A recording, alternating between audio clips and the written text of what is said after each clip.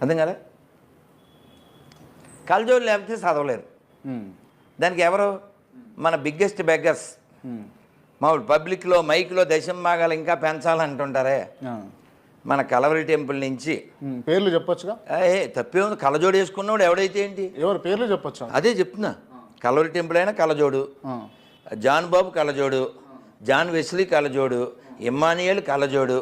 నువ్వు ఒకసారి పాస్టర్లో 20 కొట్టి అందులో 15 19 కళ్ళజోళ్ళు వస్తాయి. వంకలేనమ్మ డొంకట్టుకుని ఏడిచిందట ఓ సామెత తెలుగులో. వంకలే అంటే ఆవిడకి ఏడవాలని ఉంది, ఏడుపు రావట్లా.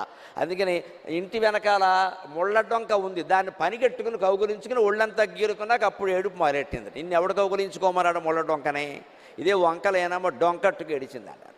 ఏడవదలుచుకున్నవాడు ఎలాగోళ్ళ ఏడుస్తారు, అలాగే నవ్వదలుచుకున్న వాళ్ళు ఎలాగోళ్ళ నవ్వుతారు. అంచేది నవ్వు, ఏడుపు, సుఖము, దుఃఖము అన్నీ ప్రపంచంలో లేవు, మన మనస్సులో ఉన్నాయి ఖచ్చితంగా. నువ్వు ఇష్టపడితే ఏదైనా సుఖమే, నీకు ఇష్టం లేకపోతే ఏదైనా దుఃఖమే.